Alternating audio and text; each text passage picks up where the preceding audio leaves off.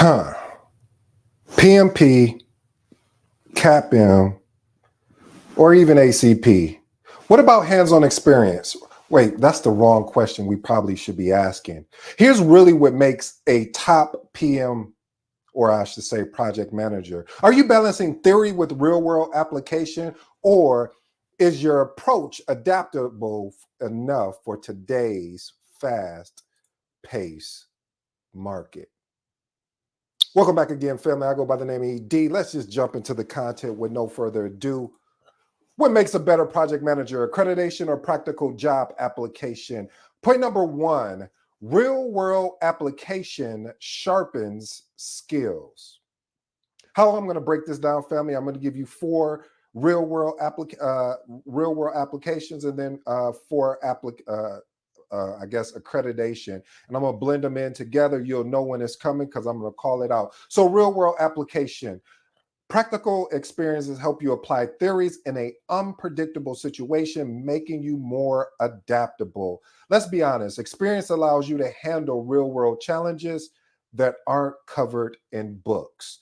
A lot of times what happens, family, is that we can get caught up in chasing certifications. We can get caught up in chasing degrees. We can get caught up in chasing another opportunity that makes us look like we know what we're doing. Okay, maybe I'm talking about myself, but what I am saying is that it took the real world to apply what I learned to understand that the only way these certifications meant anything, the only way these certifications or applications were going to be applicable is if I applied them to real world challenges. Here's my actionable advice.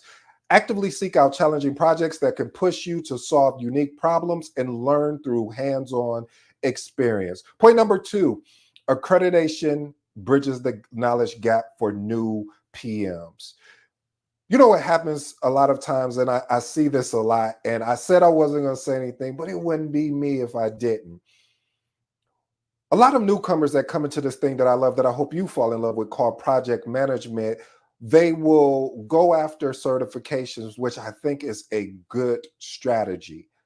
But while they're going after these certifications, sometimes they miss the point of trying to find a project management role in the meantime. And I know what you're thinking. You're probably saying, well, a lot of job opportunities won't hire me unless I have a CAPM or PMP or ACP or this or these type of certifications. And you're right. Or you probably may say, especially if you're an experienced project manager, you'll tell me, well, I got 10, 15 years of experience in project management, and I never needed a certification. And that's a good case as well. But I really believe for newcomers, certifications offer a structured way to learn essential project management principles. This is a faster route to becoming effective in the role. How can you talk about the applications of project management and or the principles of project management if you've never even went through a course, even a beginner's course, or going after a CAPM certification, at minimum, a CAPM certification? And I'm not telling you something that I heard. I'm not telling you something that I think. I'm telling you something that I know. This is the strategy that I took. I actually went and got a CAPM when I was transitioning into the profession of project management. So here's my actionable advice. If you're new to the field, focus on obtaining an entry-level certification like a CAPM. Because trust me, when you're in a job interview and they ask you, well, what's the difference between a project management plan and a project schedule? And you think they're the same, which still some experienced project managers do, but I digress. Then you won't be able to articulate that, because I believe a job opportunity is if you're coachable, which going after your certification, it deems that you're coachable. But if you're coachable, I can teach you the job. And teaching you the job then allows you to develop your own experiences. And watch this, family, apply accreditation, meaning CAPM, PMP, ACP, or any PMI certification, along with the experience that you have. Here's my next actionable advice. Apply the principles you learned immediately. Let me park here parenthetically. I know this is going to be a tough episode for some, and some are going to appreciate it. For those that appreciate it, I appreciate you. For those that it's going to be tough for, I also appreciate you.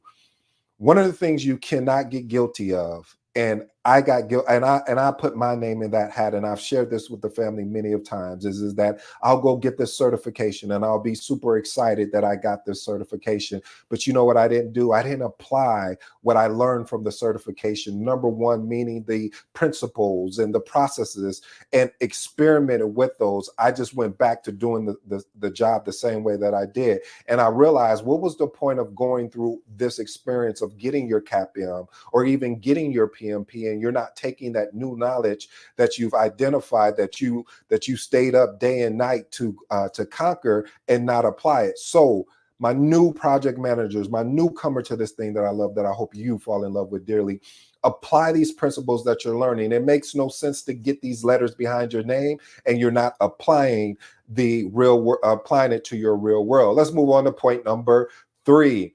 Real world application enhances problem solving skills. Listen, you can read a book, you can take a certification or accreditation, but experience actually forces you to deal with real and unanticipated problems. This helps you become a better problem solver under pressure. You don't know what it's going to feel like. You can sit there and study and study, and if you're not applying and not going through the experience and experimenting with what you learn and adjusting and adapting and saying, because here's another point too, I want to go into this, is that when you go after your CAPM and you look at, let's say they're talking about, I think we're this what PMBOK 7 now. So there's been some changes from PMBOK 6. And the thing about it is, if you don't take that practical information and use some of the problem solving techniques that are in PMBOK 7, how are you going to see what works in the organization that you're in and what does not work? Because the PMI or the PMBOK is a standard guide, meaning these are the standards. So pick and pull what's going to work in the current organization that you're in. Here's my actionable advice. Create a habit of documenting the challenges you face. Ooh, I love this. And then the solutions that you implemented. Because, I always talk about, especially my new project managers, keeping a book of the challenges you face. And this allows you, with the aligning solution, now this allows you to have, when you go into a different project or a different organization, to have this information to say, okay, let me try this first. Let me test this and see, because this is how I solved it before. And then you get different feedback, like, okay, that's not going to work. Now you're going to have to switch it up. But now you got another way to solve another problem. So look at that. Review these periodically to sharpen your problem solving abilities. Point number 4. Accreditation teaches global best practices. One thing I love about project management, you cannot tell me anything about it. We can debate about it, but one thing, this is one of those accreditations, sort of like the PMP and CAPM, exposes you to standardized project management practices that are recognized globally. Let's park here. We are in a global economy. We can no longer say, oh, I'm in the States, or I'm in Argentina, or I'm in, no, this is global. What does global mean, family? Global means we are competing across the board for all type of opportunities. So having a body of work like the project management, the PMBOK, it allows us to understand, it doesn't matter where I go in the world, I should be able to pull out the PMBOK and they should have some type of alignment. Maybe they may have tweaked it in a way, but it's still the same thing as far as the PMBOK. So this is amazing. This is why accreditations like the PMP or the CAPM is a great tool for you to have in your tool belt, but you don't just stop there. Let's get the actionable advice. Integrate global practices, best practices into your projects.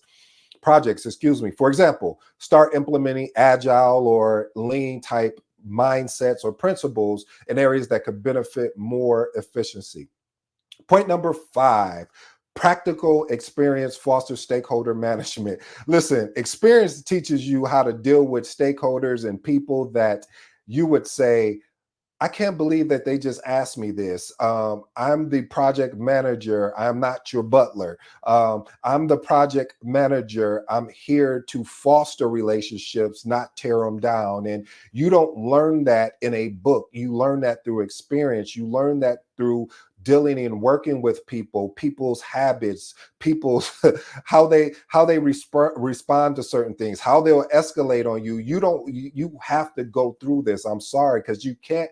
The only way to be an exceptional project manager is to go through this. This is why you'll have a lot of experienced project managers get frustrated with people that have received their CAPM or their PMP, but they really don't have the experience because of the fact of they're not open-minded to, hey, yeah, I know that's what you learned from the CAPM and PMP, but you need to combine both what you learn, meaning theory, and then combine the real world together. And a lot of times you'll have some arrogant PMPs or arrogant CAPMs coming in and saying, well, I have a certification and you don't, this is how it's done. Well, maybe, but we need to be adaptable. We need to be adjustable. And most of all, we need to keep a framework and a mindset of being professional. Here's my actionable advice. Schedule regular check-ins with stakeholders and actively listen to their concerns.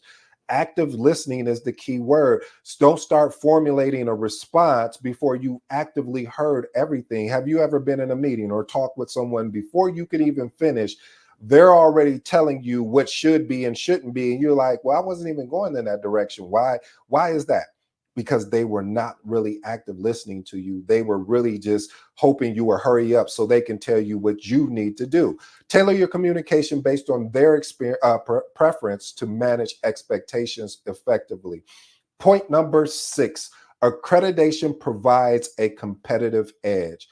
Okay, now I know I'm probably going to get some pushback from this. And at first, before I even got any of my certifications, I really didn't agree with this point that we're talking about here. But I really understood that if you went into any type of, if you went on Indeed, LinkedIn, and you typed in, and I'm giving some secret sauce away, PMP, CAPM, ACP, and you've seen the job opportunities that were there versus when you just type in project management, and they will say, hey, we're looking for someone that has a PMP or a CAPM type certification. Why is this important? Is because if you're someone that has 10 plus years of experience, yeah, you'll probably have an opportunity to make it through the interview.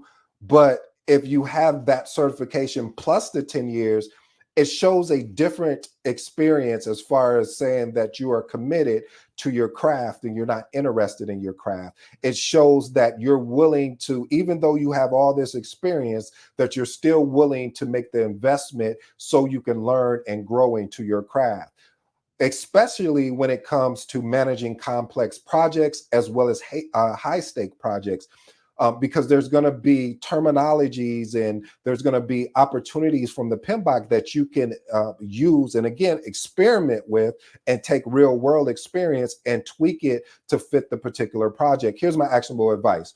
Position your certification as a key differentiator during your job interviews and negotiations to stand out among their other candidates. What that just translates to, family, if you are thinking about getting into project management, one of my recommendations, I always tell anybody, because anybody will come to me and say, hey, I want to get in project management. What do you think I should do? I say, go after your CAPM. At the same time, look for a project management role as a project coordinator or I actually did a whole episode on all the type of entry level project management roles that you could get into.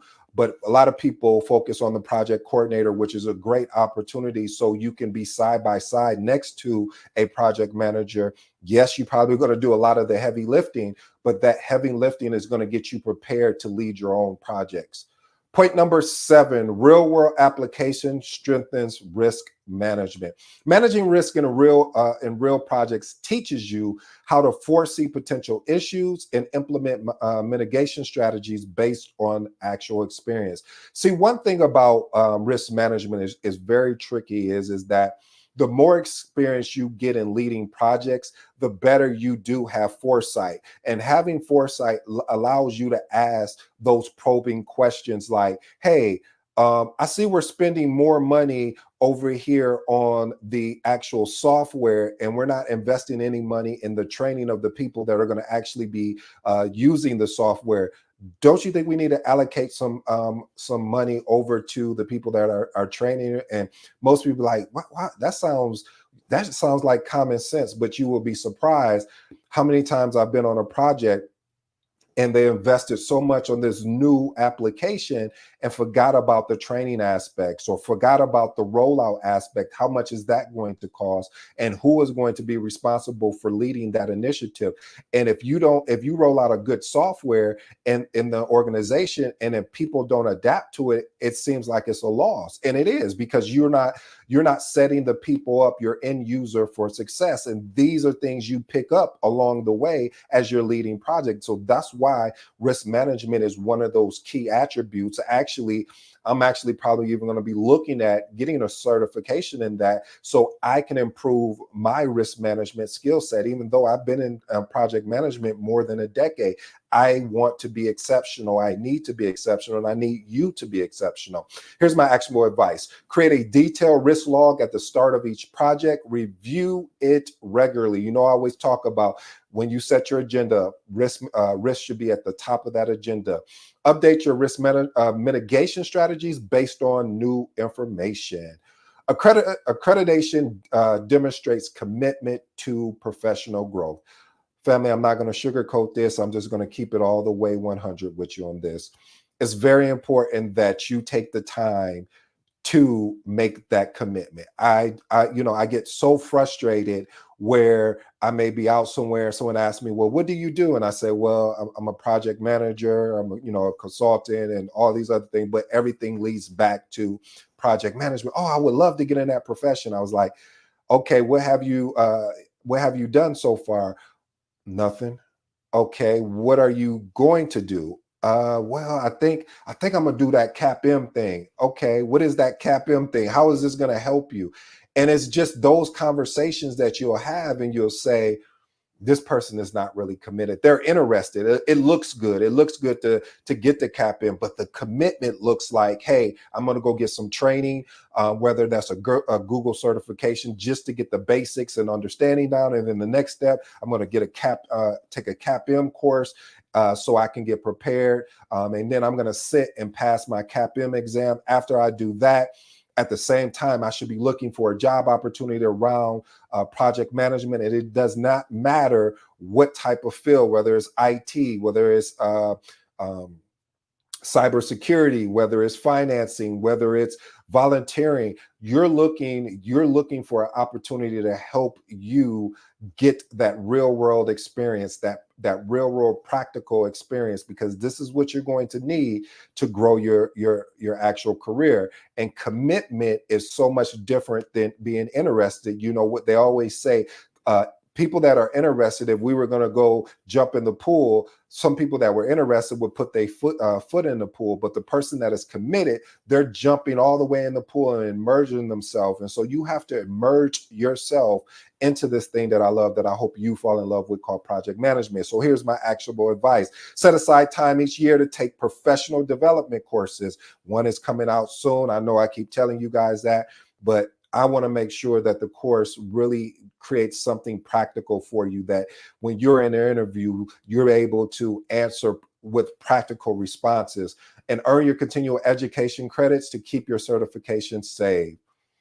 All right, here's my 4 transformational remarks, and then I'll let you be on your way. We got 2 accreditations and then 2 real world. So accreditation bridges the knowledge gap for new PMs. Again, like I stated earlier, for newcomers, certifications offer a structured way to learn essential project management principles, providing a faster route to becoming effective in their role. This allows you, because, I love working with new project managers because it's just like a hunger that they have. It reminds me of myself when I first got started. It's that hunger, that desire, that commitment that makes them, that's one reason why when someone that's making a transition from their old career, let's say whatever they were in, to project management, and they're asking me questions, I'm super excited because I really want to work with them. I actually want to mentor them, but I'm already, you know how that is sometimes, and you get so busy. So that's why I'm opening up a mentorship program. It's going to be a free one and a paid one, because I want to work with the serious ones for the pay. Like, I mean, extremely serious, that's looking to fast track what they're doing. Here's an actionable tip again, apply what you've learned. Just don't, that's why I always tell you in these episodes, I'm putting out some great information and you guys are responding super well, which I truly appreciate. But I also ask you, just don't listen. Take what you're listening to and apply it to what you're doing. Point number 2, real world application enhances problem solving skills. Again, you have to get that real world experience. You need to go through something to understand how you could have done better with it, or what change, how you need to adapt in each time. Because each project, that's why a project is unique. You have to have the ability to adapt. You have to have the ability to work with people. Sometimes they're very negative with regards to, they don't really want to be on this project, and you have to convince them, because they do not report into you, the value of that project. How can you do that? How can you be a better problem solver? Better problem solver to me is focusing on solutions and minimizing the time we spend on problems.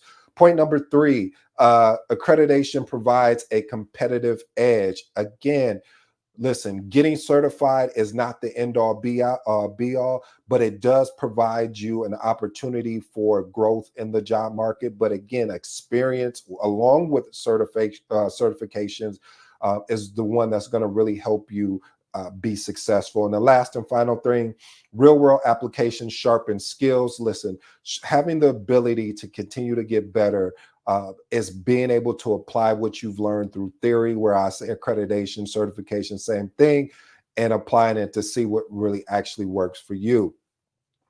Well, family, I hope you enjoyed today's episode.